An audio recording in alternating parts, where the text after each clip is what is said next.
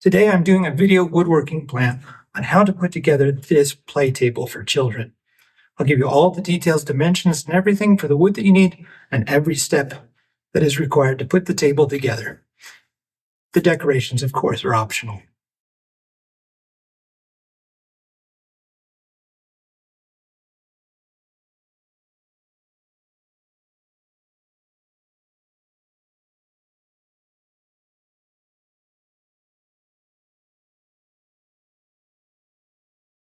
The first consideration, as always, is your material choice. And you have a lot of options here. It's a pretty simple design. The wood that you see here in front of me, this is everything that's going into this table. And your choice of species will probably line up more with your project goals. If you want to make something fairly inexpensive, well, then it can be made out of a softwood like pine or a fir. And if you're looking for something that's a little more durable, then any hardwood really will do. Maple if you want light, kind of like the colors behind me in these cabinets, or a darker wood, or something in between. Now, I've gone with something that's a little bit more rustic look because this table is intended to go into a barn renovation project. This is hickory. It has its sapwood side that's pretty light and its darker interior grains. And it also kind of gives that knotty look in a lot of places.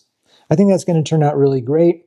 It's a nice hardwood. It's not too expensive, but there are some considerations with it. If you go this particular route, it is a little harder to sand it nice and flat to give that flat tabletop surface at the end. Still, I'll take on that challenge. I'll go over each one of these pieces with you really quickly, and then we'll get into the building.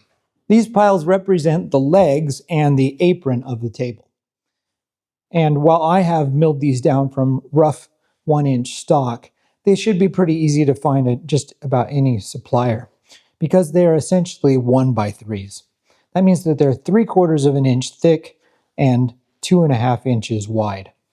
Now, in the end, we want these legs to be 2.25 by 2.25 square. That means gluing 3 together, and that little extra we have will allow us to trim our glue up down to the 2.25 in the end. They are 18 inches long, so our table is going to be maybe 19.5 tall total. I've cut these apron pieces down to 20-inch lengths right now, and that's a little bit long too. And I'm doing that on purpose because there are a variety of ways that you can actually joint these together with the legs. And for now, I'm just going to keep it long and determine what method I want to use to put those together later, and they'll be long enough for me to work with. That's it for the wooden material that goes into the project. The only other consideration then is the tools. I'm going to be using some standard shop tools, of course, and some clamps and glue to get everything put together. The only other thing that might be a little bit of a specialty is this pocket hole jig. Now they make this desktop version, this tabletop version, and they also make a more portable version that is a little less expensive. Either one will work in this particular project. I just prefer to use this when I can.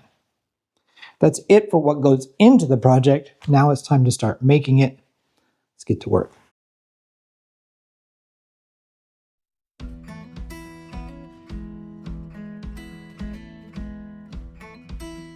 We begin by gluing the 3 pieces of the legs together. You can use the same set of clamps to glue all 4 legs. Just make sure that you get the glue on the right face so that you're not gluing any of your separate legs together. Once dried, your glued edges are going to be a little bit rough. The best way to handle that is to run one of the edges with the 3 sides through a jointer, knock off any exposed glue beads before you do this step, and then do the other side with the table saw. Now, if you don't have a jointer, it is possible to be careful and do both sides with the table saw.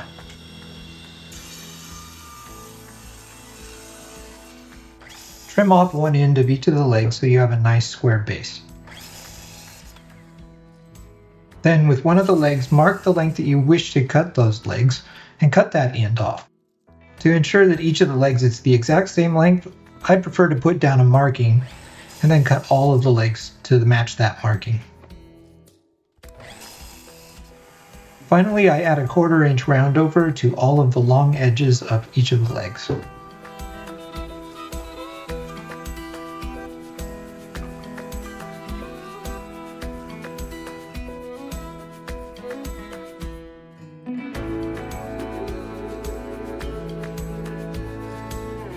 Before you put down any glue, take a minute to determine what is the best arrangement for your boards to make the tabletop that you want. Once you've done that, glue the appropriate edges, making sure that you get good coverage over all of those edges. Remember as you're gluing it all together that it's important to get this as flat as possible.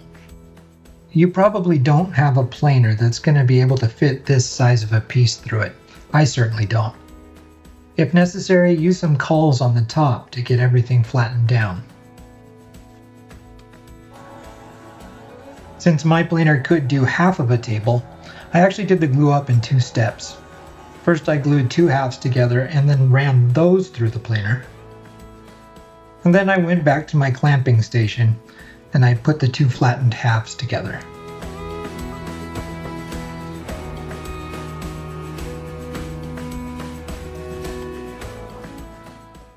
Hickory isn't necessarily the easiest wood to work with in terms of coming up with a horizontal surface, but it does give me the opportunity to talk about 3 different types of gap filling techniques that you can use. And you can see that even though my glue up's still going on, I have the opportunity to address some of that now. The first type of gap that I have to fill is the little tiny fractures that you find in the wood. Now there's some natural ones over here, and there's also the ones that come from my glue up where the board just wasn't quite straight enough and it leaves a little gap. The easiest way to address that is to simply take a little bit of glue, put it on where those cracks are, just rub it in with your finger, and it can go a little further. And then over here as well, work it in until that glue just kind of looks seeped in. And then take your sander and disconnect it from the vacuum, or don't turn the vacuum on. And then you just sand that out and the sawdust fills those cracks sticking to the glue.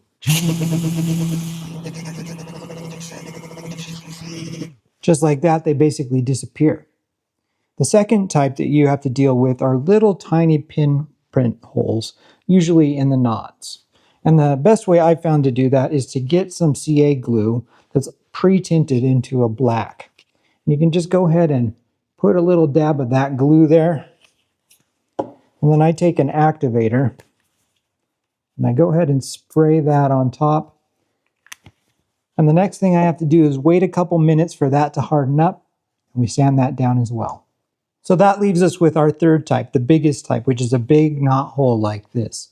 Now the conventional wisdom for dealing with knot holes like this is to take a black epoxy. You take some epoxy that you mix up and you put this black dye in there, and you can just fill in all of those gaps. Sand it down once it dries up and you're good. But I actually find that's a little too much contrast. And so I have my own technique for that. I still use the epoxy, but I actually use a little bit of this caramel dye with just a little bit of copper epoxy powder in there. Gives it that little bit of variation so it doesn't look quite like you've just gone and slammed some plastic in there, but it has a little bit more of a natural look to it. So here goes that.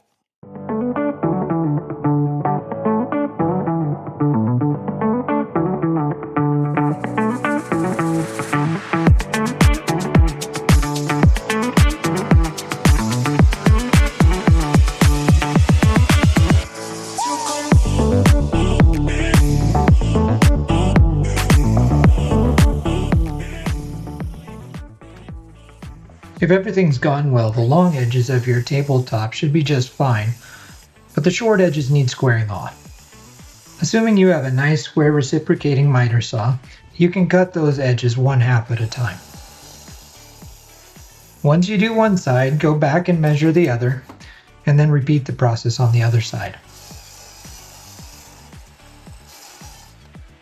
Rounding over the corners is optional, but I definitely recommend it for a children's table. There are many ways to do this. My preferred way is to use an acrylic corner guide, and then to use a router table first to make a cut with the guide, and then to flip the table over and use the wood as the guide. You could also make these roundovers with a bandsaw and a hand sander.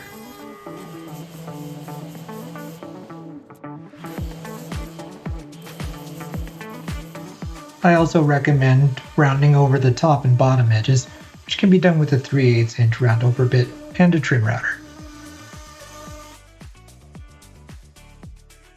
The next step is to join the apron to the legs, and this will give us the base of the table. It's going to look something like this, with the apron going in the middle of the two legs, and obviously it'll go around all four sides of the table. Now there's a variety of ways that you can join the apron to the legs. Probably the simplest of which is to take your apron piece, stick it into a pocket hole jig, get two holes on the ends and just screw it together. But there are a variety of other techniques you can use as well. You could put dominoes inside of here, or the technique that I'm going to do is I'm going to cut a little dado into each of the legs, and then use the apron itself as a tenon fitting into that dado. Now the technique that you choose is going to determine how long your apron piece should be. The table that I have is 26 inches wide. I want 1 inch inset for the legs on each side. That takes me to 24. The legs themselves are 2¼ inches square each, so I have to subtract 2 of those, and in the end that gives me a length of 19½ inches. If I'm doing dominoes or I'm doing a pocket screw, then that's what I want for the length of my apron, 19½ inches.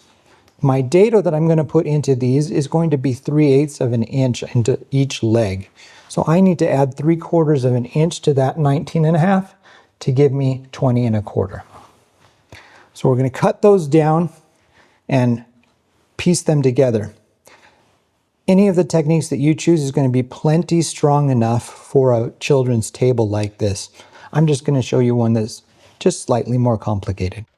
The first step for all the connection techniques is to cut the apron pieces to length. This diagram illustrates how I'm going to be connecting the aprons to the legs using hidden dados. To accomplish this, I first put down a marking that indicates how far I should go with my dado cut. This mark is 1/2 inch shorter than the height of the apron. I then cut that dado in on 2 sides of the tops of the legs. You may want to inspect your legs to see which sides you want facing out. I then cut a 1/2 inch notch into the bottom of both sides of each apron piece. The aprons will connect to the tabletop with pocket screws, so I add 2 pocket screw holes to each of the apron pieces. The legs and apron pieces are glued together inside of the hidden dado. When doing this, just be sure to be careful to make sure everything is at a nice 90 degrees.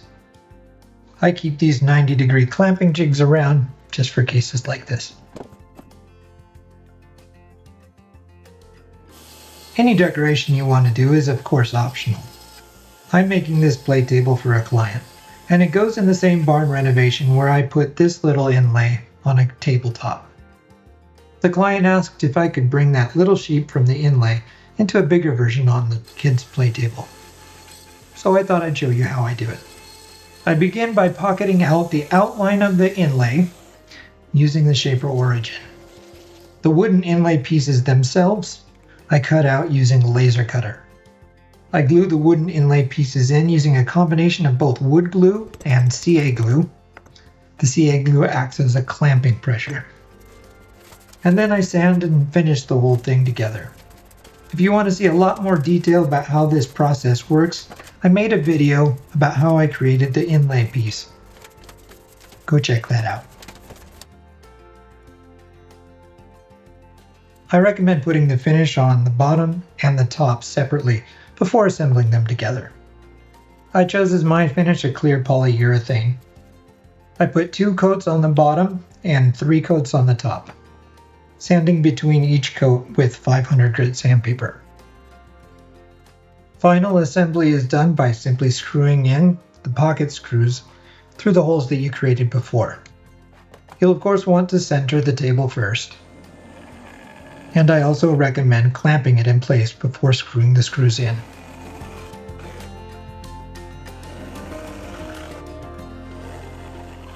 With all 8 screws in place, your table is done, and it's ready to be enjoyed by the sheep-loving kids in your life.